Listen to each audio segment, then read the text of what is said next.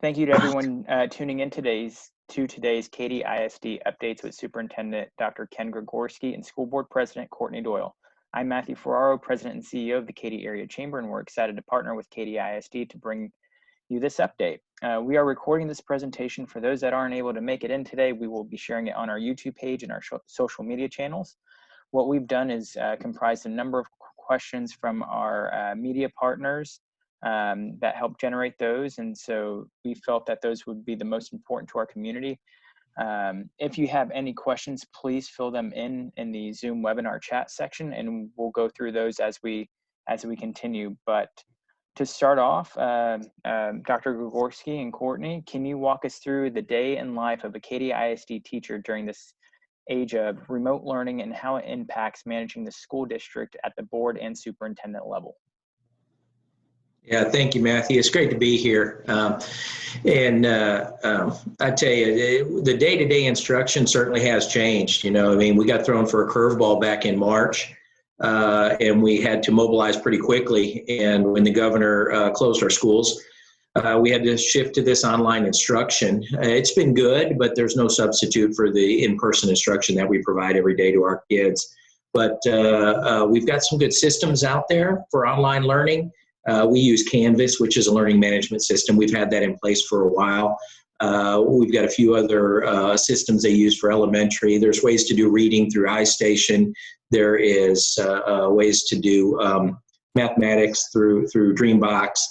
We use Seesaw for the little kids. So a lot of the instruction just happens that way, you know, and then you see small groups. You see teachers getting online with the students. Through Canvas, you can post videos, you can upload documents, you can take tests and quizzes through that. So there's a lot of different ways to connect with the kids. Zoom has become popular, as it has for most professionals like we're doing here. That's a great way to get in there. And like I said, there's no substitute for that in-person instruction. But overall, I'm very pleased with what the teachers have been able to put together to provide that instruction to the kids. And you say, what does it look like? Well, we're wrapping up that last week now. Seniors finished last week on Friday. They're done for the year. And by Thursday, we'll wrap up this instruction and move into summer online learning. Okay. With that, as you talk about wrapping up this class, can you share with us any plans you have for the senior class of 2020? Are there plans for proms, graduations? I know there's been some news that's been out there, but if you can just clarify it here today. Yeah, moving forward, some of those things that are going on in the future, we are going to have a discussion at our next board meeting with the Board of Trustees and myself, talking about different plans that could be viable for graduation. I know that's on a lot of people's minds, and we'll have a good discussion about that. The governor has given some limited guidance on that. And I'll say this as well, at 2 p.m. today, the governor is scheduled to speak again. So we expect some different, maybe new updated information that'll change what we have planned in the future. So we watch that very closely. But graduations right now, you can do virtual and you can do in-person in an outdoor type stadium or outdoor venue. But in-person graduations, as we've had them before, simply aren't on the table right now. Not to say they wouldn't be in the future. Not sure what holds in the future, but we'll be having discussions on graduations, like I said, at the board meeting, and give everyone an opportunity to talk about what might be our best path or avenue moving forward. Sure. How has the economic impact of COVID-19 manifested in Katy ISD, and how has it affected the district's budget, leadership's financial decisions, both in the present and for the future?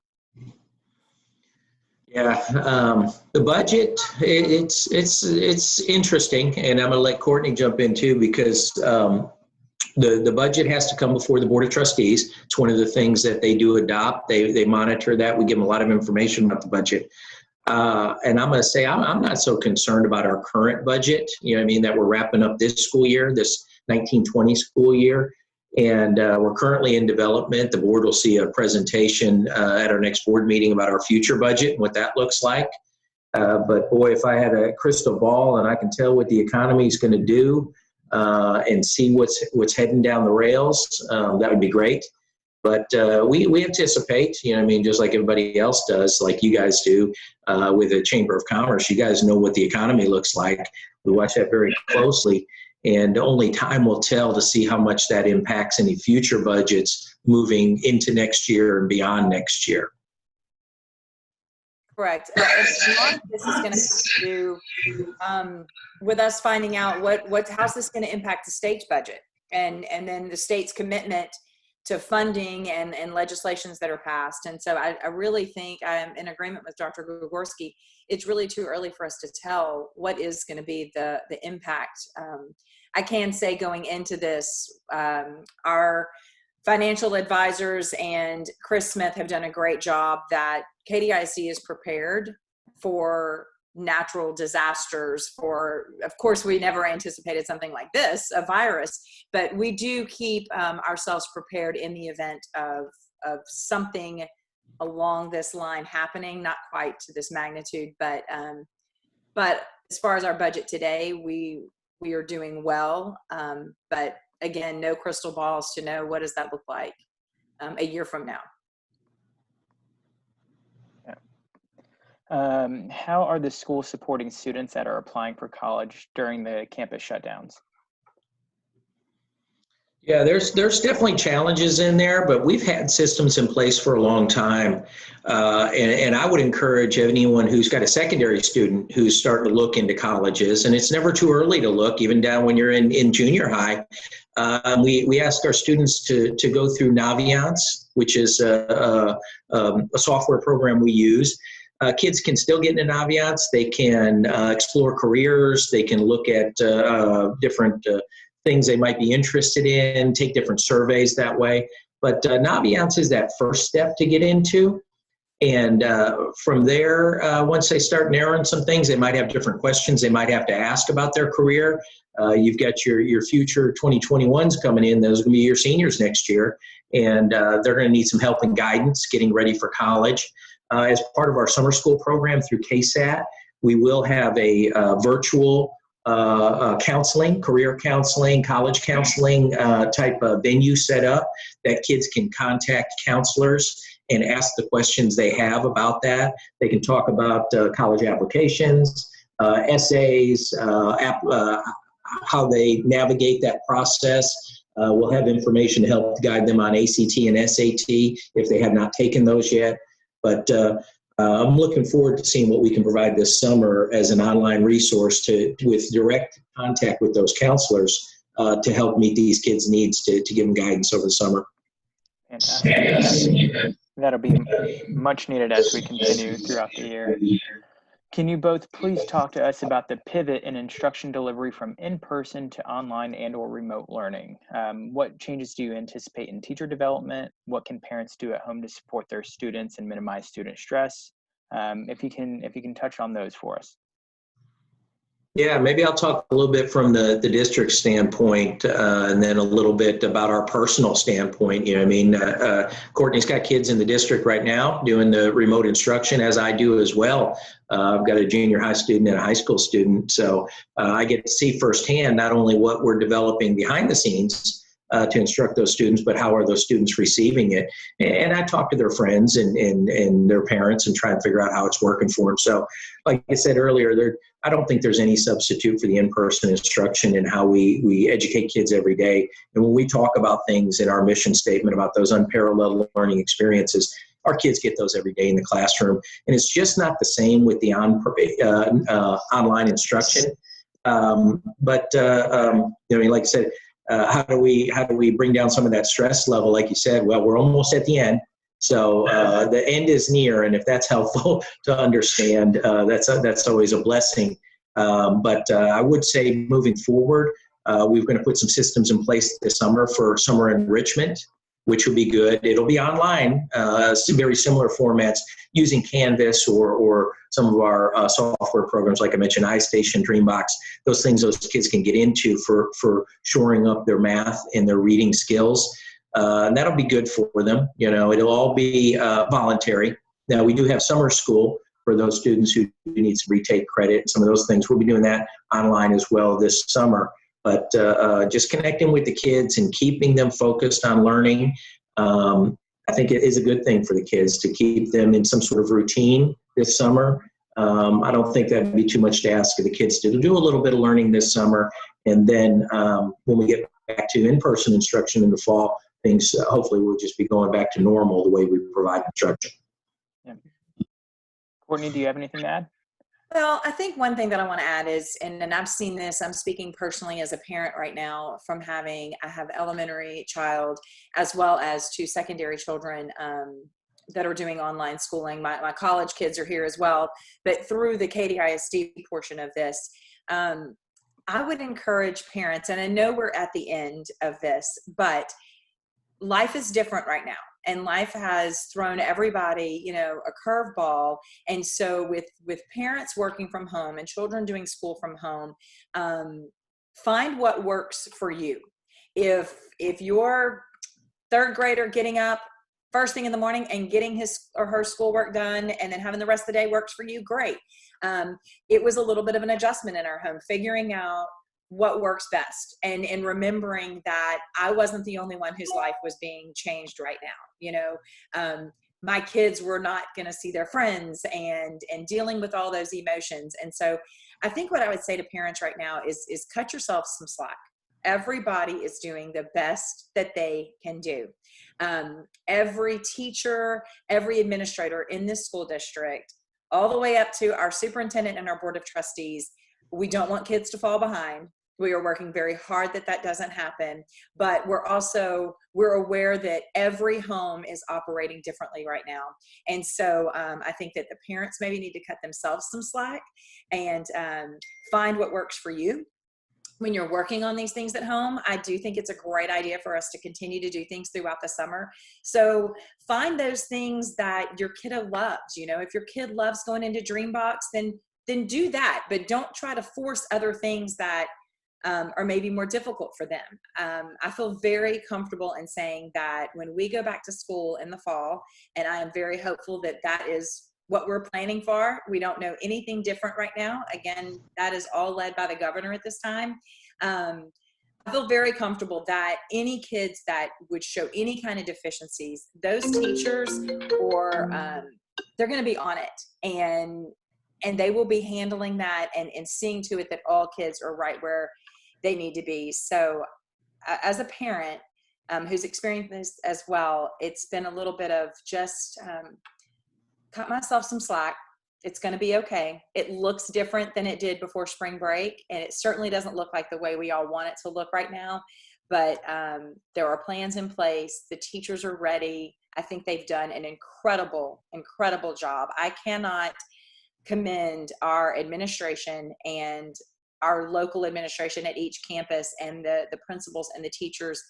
I can't commend them enough for the way that in a blink of an eye, they shifted and had these kids working.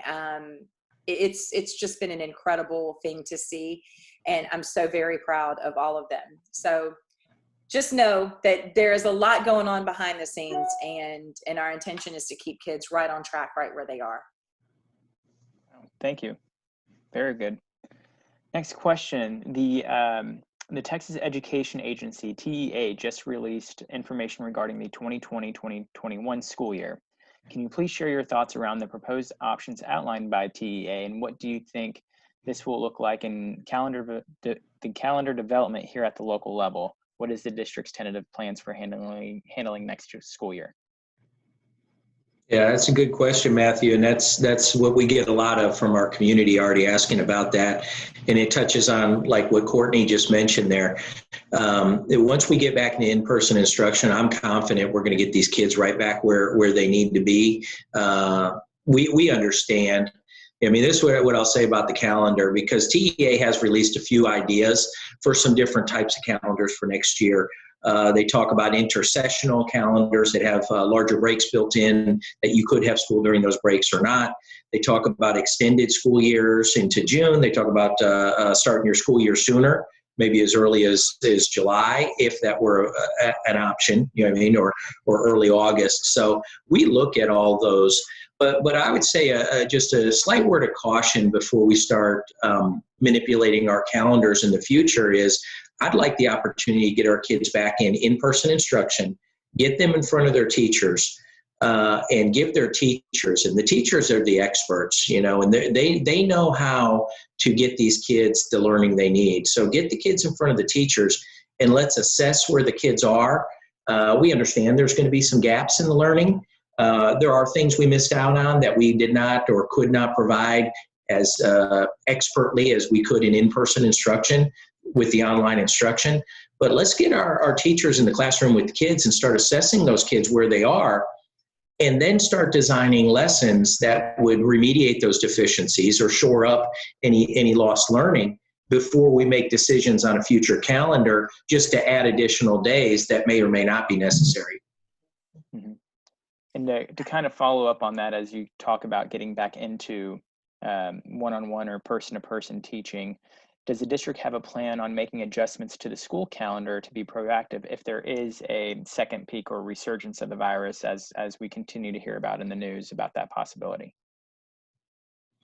Yeah, that's the million-dollar question in there of what does the future hold? And does it look like short-term shutdowns of schools? Does it look like long-term closures of schools again? That's the part we really don't know, and I try not to speculate too much, but I would let our community know that we are looking at all different varieties of options of what we might need to do. So if there's temporary closures of schools, we've had to close schools temporary before. The closest one that reminds me of is a few years back with H1N1, and we had to close one of our junior highs for about 3 days. Do some things to mitigate that, do some cleaning, check for the virus, work with our local health officials. Then we were able to reopen that school. So when we're able to do that, I think we would quickly pivot to some online instruction for a few days and keep the learning going that way, and then get back into school as quickly as possible if that's something we can do. The more long-term closures, things that might come out of the education agency or from the governor, those are going to be totally different when we look at those versus short-term closures. So, but we're ready for just about anything, and I think we've learned a lot with our online instruction that we can pivot to that very quickly.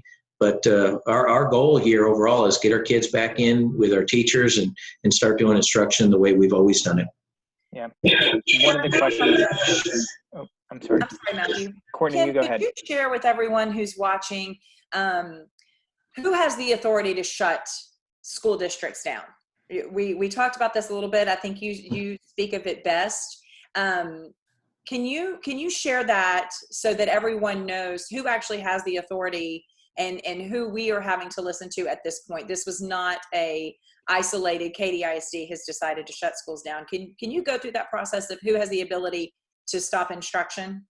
Sure. And I appreciate you bringing it up, Courtney. It's a good question. I was just reading an article not 30 minutes ago, and it was it was a national article, and it was that exact same thing. Superintendents, what are they going to do about schools in the fall? Okay. Well, superintendents can only do so much about schools in the fall. So let's talk about the authority. You got to remember that if the state declares a state emergency, or a local county official declares an emergency in that county, as we've seen before, that happens, kind of like with Harvey, that was a localized emergency to us, not statewide. But once that happens, the governor or county officials during the state of emergency, it can exercise any amount of power they want to make decisions, and they can close schools, or they could choose to leave that to a local entity to make those decisions. So there are some times, like in the case we're in right now, in this spring, we temporarily closed our schools, but the governor closed all schools in the state of Texas because that was what was deemed that was necessary to fight this coronavirus that we're battling right now. So outside of the governor or local officials, the superintendent then does have that authority. Some people think that the authority rests with the school board, and not to take any authorities away from the school board, but the school board doesn't even have the authority to close a school. But the superintendent does have that authority in policy and in law. Go ahead and close school districts and operate on different types of schedules as needed to deal with the issues that are affecting that community. So that's just a little bit about the background on that. So should we want to move to in-person instruction in August? I get that question all the time as superintendent. are you going to have in-person instruction in August? I said, I got to wait a little bit on that one. I don't have full authority to do that unless the authority rests with me as superintendent to make that decision. If that authority is now sitting with a local health official or with a county judge or with the state of Texas, and they make different decisions than me, I'm bound by those decisions until they give that local authority back to the superintendent to do what they'd like to do for their local community. Hopefully that kind of summed that up pretty well. Yeah. Thank you, Courtney, for that question. As to kind of go off of what you just talked about, Dr. Gregorski, again, getting back to one-on-one, there are a number of questions about, will the district take measures into restricting certain restrictions on fevers, runny noses, coughing, temperature checks, whatever it might be? Could parents be given the option of online distance learning or having their children attend, as others may not be comfortable sending their kids back without a vaccine here if school would again start in the fall in one-to-one? Yeah, that's a really good question as well, Matthew. And then when we roll into August, so what options would there be available there? I would want to reach out to our Texas Education Agency and a little bit on the guidance. Does the education agency, as you know, our funding, which operates our schools, our funding comes from TEA, and it's based on student attendance. Enrollment and attendance data funds our schools, and that makes up the bulk of our budget outside of some federal monies, but that's the majority of our budget. So what if the kids don't come back to school? How does that impact our budget and our ability to educate children? So that question would be something I'd be talking closely with our Commissioner of Education and understanding what flexibilities might be there to do some in-person instruction and some online instruction, but still get the same funding mechanisms for whether it's in-person or online. Right now, we are getting our funding from the state of Texas, and that's great. I'm very glad that they were able to do that while we are doing our online instruction, because otherwise we wouldn't be able to operate. Our budget would be deficient. So the other things you mentioned in there, yeah, we're going to have protocols in place. We've been working behind the scenes with our experts in emergency management, with our district nurse who works with our local health officials. Will we have new protocols in place when kids return? Absolutely. Will we have plans in place should coronavirus show up or appear on our campus with a student or a staff member? Yeah, we've got plans in place to mitigate for that and to figure out what we need to do. Anytime that happens, we do have to work with our local health officials, and they give us some guidance on what we need to do, and there are protocols from our county as well. So we follow all those, and we figure out what's best, and then hopefully maybe perhaps if we had to close, it would be a short term and then return to operations. Then we figure out how to do that kind of dual type instruction of some in person and some online. Sure. And as you mentioned, the county officials have more of a local say. Since KISD is split amongst the three, how is that typically handled with Waller, Harris, and Fort Bend counties? Yeah, that presents its own challenges in many ways. You know, I mean, when it comes to appraisals and funding, and whether it be county official rules, some of the rules right now that we have to follow coming out of Fort Bend are slightly different than Harris County, and we sit in both counties, just a little bit in Waller County, but most is through Harris and Fort Bend. So we have relationships, and we have memorandums of understandings with both counties. Some we have partnerships with them. Some of the things that you might see a partnership, for example, the testing site we were operating at Legacy, which will come to closure at the end of May. That was through Harris County and their department, but the one that we're operating down at Seven Lakes is through Fort Bend County. Okay, so differences slightly in some of the things we do, but still really good, strong relationships with our counties and our health officials that help to give us guidance when we need it. And do you anticipate virtual instruction in the fall if need be for programs and associated to Miller Career Center? And what about the UIL activities for sports, dance, and such on like that? Yeah, I think those are a few questions. I'm not sure how I would speculate to get an answer to that. As you know, anything related to the UIL, which include sports and fine arts, okay, marching competitions, theater arts and stuff, things you bring up, dance, competition, cheer. Those are related right along with athletics. So we look for guidance from the UIL of how that's going to go. I anticipate the UIL is doing a lot like what we're doing, waiting to see what the governor is going to say, and then try to make their rule sets to communicate to us as school districts of what we can do. They've got calendars that outline all this, start to return to start programs and such, and we follow those calendars. So we'll see what the future holds on the UIL and some of those activities related to that. But as far as the future, like you said, what does future instruction look like?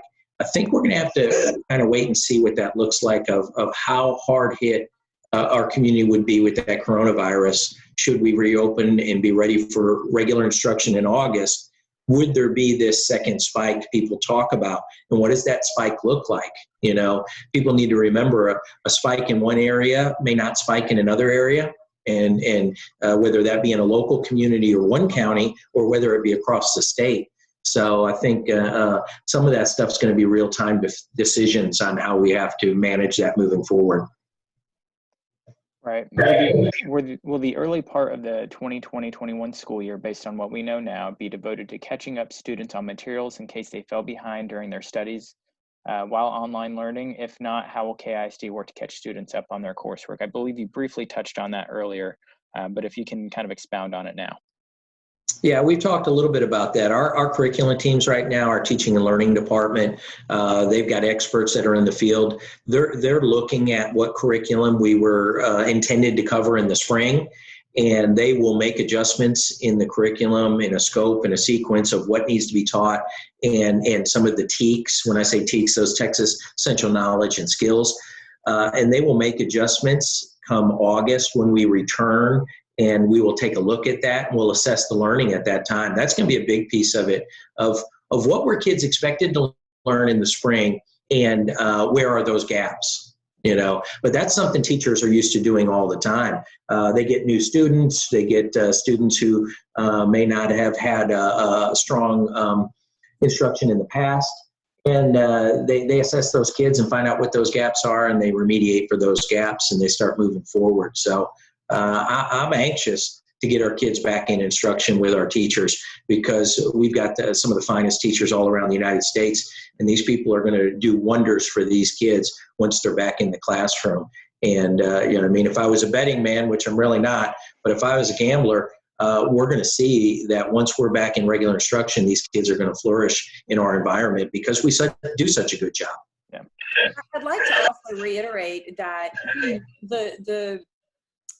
the beauty of Katy ISD's curriculum is not that we just take the TEKS and that's all we're teaching. Our curriculum is beefed up beyond the TEKS. And so I agree with Dr. Gregorski. I think that we may be a little bit surprised in that a lot of this our children have already learned and have continued to learn through the online instruction. And so, yes, I do think that there may be some children that may need to be remediated. In all of our classrooms, all the way down into the elementary level, as young as our kindergartners, our teachers are doing collaborative teaching.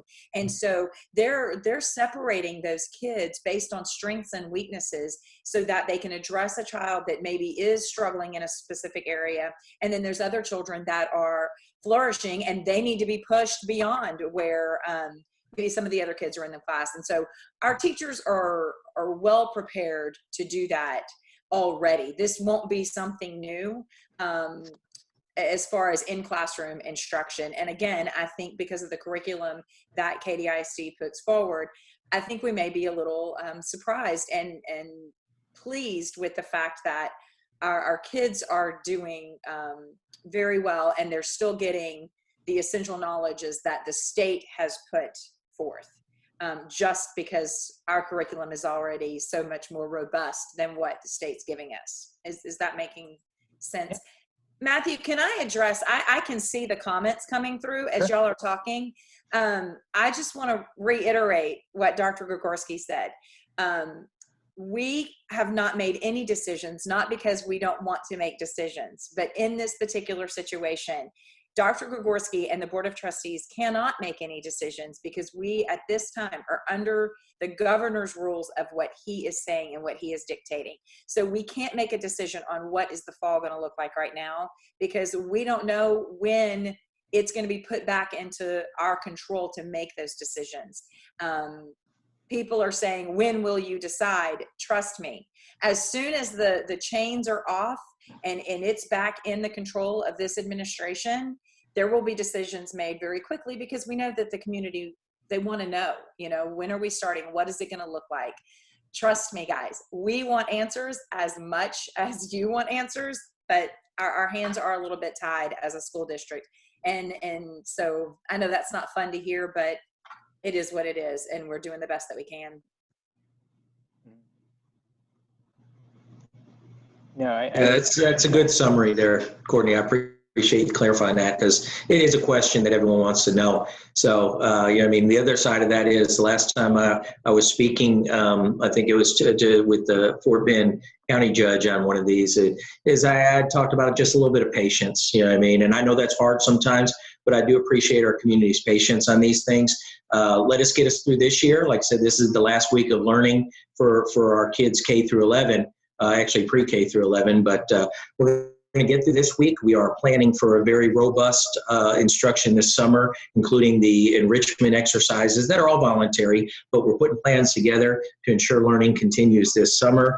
And as soon as we can transition and start making decisions about August, we will. But we're going to get it figured out, and we're going to communicate it to our community.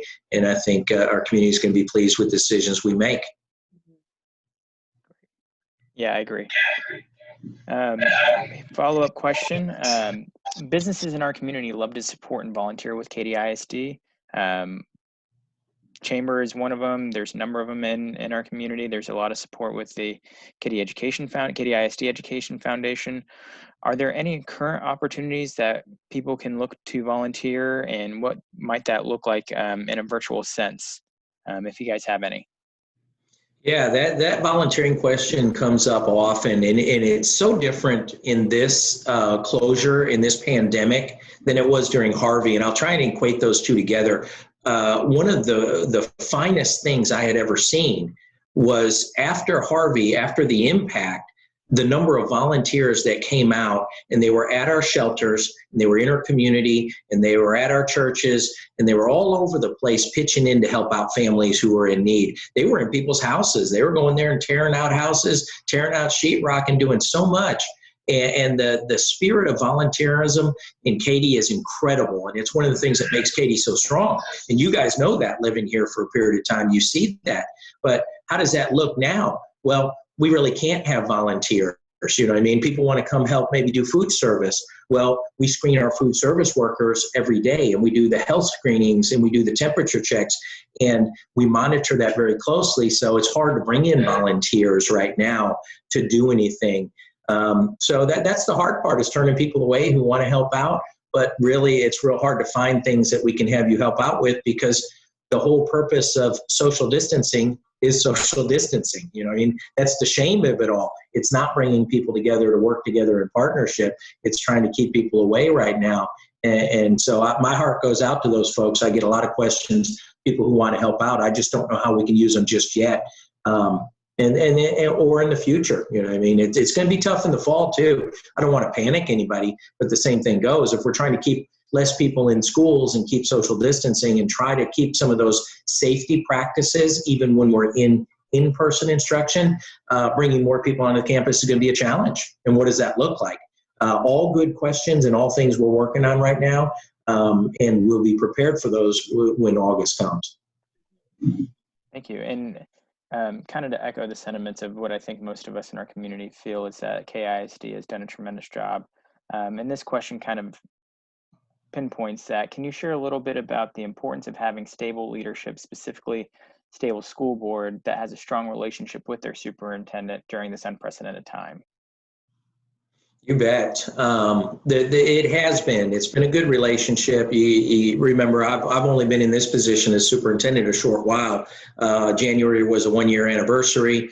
Of course, I'd worked with the board as deputy superintendent prior to that, but the relationship between the board and the superintendent has to be a good relationship, and they have to work in partnership and do a whole lot of communication. I don't think people realize how much communication goes on, one, between the board president and I, and I'll let Courtney speak to some of that, but I probably talk with her more than she wants to hear from me.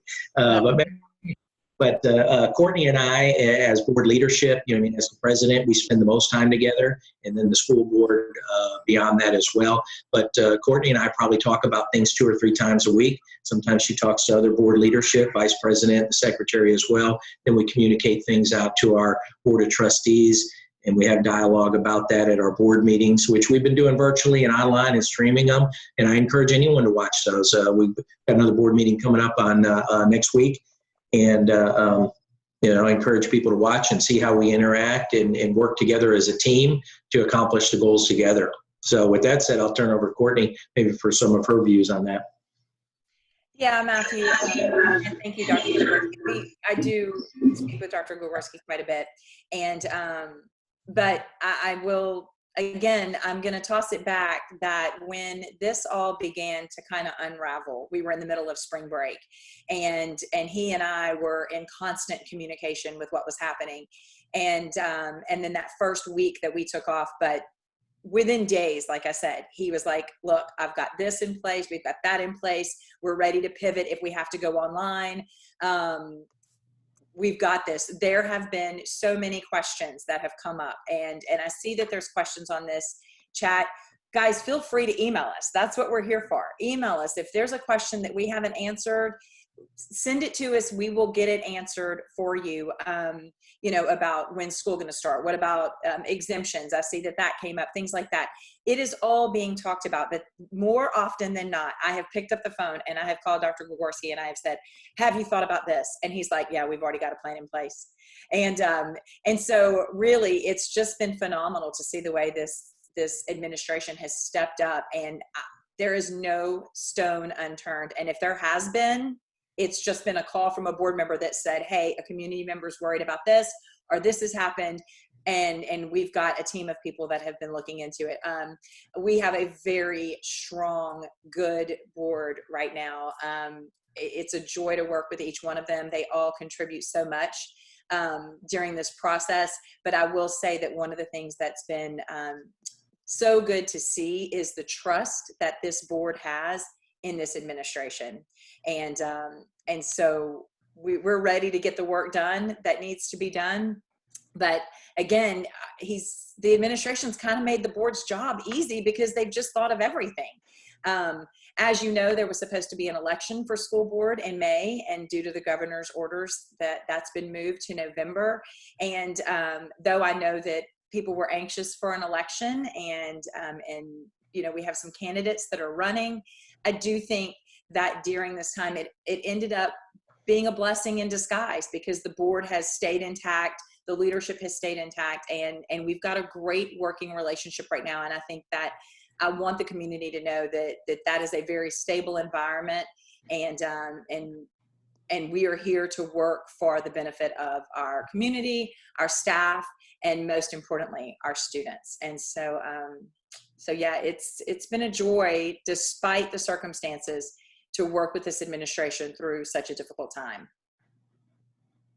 And Matthew, if I may add to that, I appreciate that, Courtney, and the support. But I'd be remiss if I didn't speak as well. It's not all about me, and it never has been and never will be. But we have so many very strong leaders in this district, and with the support we get at the district level, all the way down to the campuses, and we're in constant communication with our school leadership and our curriculum teams, with our campus principals, and that's filtering down to the teachers and the folks that are down in the trenches providing this instruction. I spoke earlier about the quality of teachers that we have that are providing this instruction, and I put my full faith in them. They're the best around, and they are going to get our kids back where they need to be. But aside from that, also, we've got some really powerful leaders across this district who do so much good work I'd hate to say one team over another, only because I'll miss somebody. But I tell you, just think about what we had to do to flip that switch to online instruction, how many curriculum adjustments had to be made, and leadership and school leadership and technology and the distribution of over 12,000 devices. All of that came into play, and everybody worked so hard to get it done, made it look easy. And it wasn't easy, but good people oftentimes make things look easy. Absolutely. One last question before we go ahead and wrap it up. Let's discuss what implications COVID-19 has had on the 2020 bond. There's another good question for you, and this is one that turns my hair gray or it falls out, one or the other, because we do have needs in this community. We've got needs in some of our older buildings that need renovations. We have needs of overcrowding. We have needs of growth. And if you think the kids aren't still coming, we've already went to our online application for future. Okay, so people can start putting in their information for 2020, 2021 school year. And this morning I heard a stat that we opened that up about a week ago, and we already have between 300 and 400 new students in that queue waiting to be students in August that were not part of our school year this year. So the kids are coming. The growth is still happening in Katy. Will it slow a little bit? Boy, I wish I knew that one for sure, exactly what that looks like.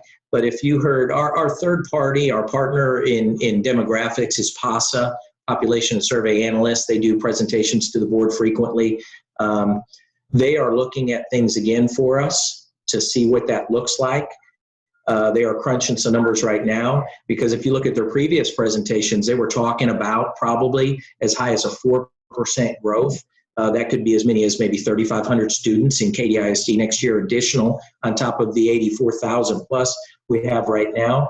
So we'll see what that looks like. So, but when it comes to the bond, we're in a real challenge right now. I want to look at a little bit more data, and the committee was supposed to start meetings in the spring, and that's been a good process for Katy ISD in the past, is to have a bond committee of 100, 150 people. It's not unheard of to put that many on a committee. We have made the selections, and then we didn't get a chance to meet.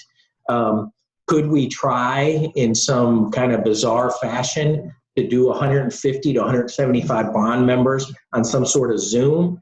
I wouldn't advise it. I don't know if any of you have been on a Zoom with 30 people. It's a challenge to engage everyone and have good discussion.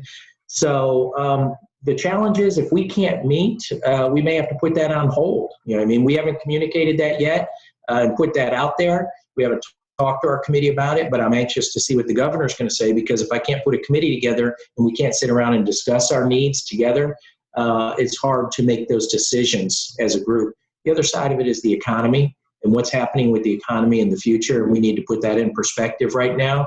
So I anticipate that we may have to postpone that again and put our committee on hold for a little while and reevaluate, look at our data, and ensure that the growth is there. And we'll see where that all goes. But we're looking at that one, and we're going to try and figure this out probably in the next couple of weeks and see what we need to do for the future on that one. But don't be surprised if the kids come next year. Don't be surprised if we're 85,000 or 86,000 kids, because the homes still continue to be built. I look around the community all the time. Apartments are going up, and people are coming to Katy.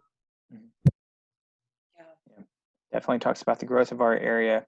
Well, thank you both for your time today. If you guys have any last statements you'd like to make, please feel free. Dr. Gregorski, Courtney? Go ahead, Ken. No, I was going to say, go ahead. Okay.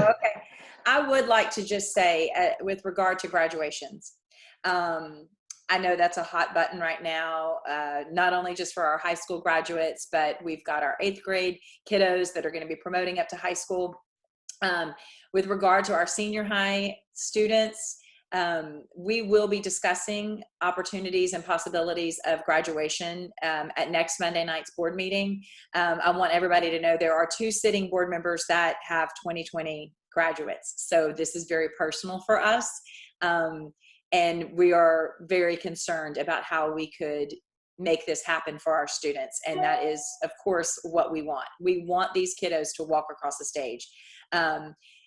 With regard to our 8th grade graduates, I know that junior highs, again, it's another one of those situations we are in a little bit of a holding pattern. What can we do? What size can we have? What does that look like?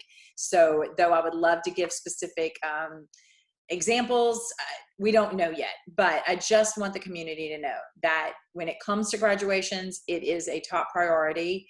We want to get these kiddos graduated and have that moment for them. And again, I would just like to reiterate something that Dr. Gregorski said earlier, which I know is difficult for us, especially in the day and age that we live in, where you can just pop on the computer and you can get an answer right now. Everything is right now. And what we're having to be told is hurry up and wait and be patient. And that's difficult, especially when there are these milestones like graduations. I know that we've got quite a few kids that are going out into the military and they won't be here in June. And so there's actually a special video, I think it's premiering tonight, Dr. Gregorski, honoring those graduates that are going into the military. So again, know that we are working for you. We are wanting everything to go back to normal as quickly as possible. We're available for questions. If something wasn't answered on this webinar, email it to us. We will try to get back to you as soon as possible. And yeah, just be a little patient with us, be a little patient with your students. And I think that we have a fantastic community. We have a fantastic school district. And on the other side of this, we're going to look back and say, you know, man, we really did a great job in handling something that nobody wrote a handbook on how to handle this, you know. But when I compare this to other friends of mine that live in other states and what's happening with their children education-wise and things like that, I'm just blown away. I'm really blown away. So thanks, Matthew, for the opportunity for us to have this dialogue. I think that it's been great. And so I hope that we were able to answer some of your questions and the community's questions. Thank you, Courtney. Yeah. And I'll go ahead and say a few things that you had said there, Courtney. Yeah, our kids that are going in the military, some of them may not be able to participate in a graduation ceremony this summer. So we created a special video. I've seen it today. It's outstanding, but I'm not going to talk about it. It will premiere tonight at 7 p.m. and it'll honor those kids that are going to serve our country. And the other thing that you had mentioned about the chat box, if they have questions, we do still have our website is open. We have the frequently asked questions page. We update it as quickly as we can. Maybe some questions will come in that we don't address on there, and we can. So send those in to the website. Go to that website, find the link in there, and go ahead and send stuff in, and we'll do our best to answer things that maybe we didn't answer today or that we don't have answered on the website for that information. But like you said, very proud of this district and the people and what we're providing, and our community has always been supportive here. And I tell you, our folks are doing a really good job in a very difficult situation. And I guess in terms of what the future holds, of what we might do in August with instruction and all this, is I guess I'd give that word of caution out there is just because you read something that's happening somewhere else or a decision somebody else has made, that may not be our decision. We're gonna weigh all of our options, and we're gonna see what's happening in our community and what needs to be done in our community. We're gonna make the best decisions for our folks, for our staff, for our students, and our parents. And like I said, I think they'll be pleased with that as we move into that, but some of it's going to take a little bit of time to figure out as we transition into this, as we finish this school year. But hopefully maybe more good news from our governor, maybe some more good news overall, what's happening in a very difficult situation. And hopefully we can get back to some sense of normal operations in the near future. But that's our hope. But once again, I don't think I could say thank you enough to our folks who work for Katy ISD and for those parents and families out there that have struggled during this time of online learning, and appreciate everything they're putting into this to get through it together, and things will get better. They just will. Well, thank you both again. For those of you that missed or came in late or left early from this webinar, we will have it on our YouTube page, our Facebook social media pages. We will also share the link for frequently asked questions for Katy ISD and for you to submit those as well.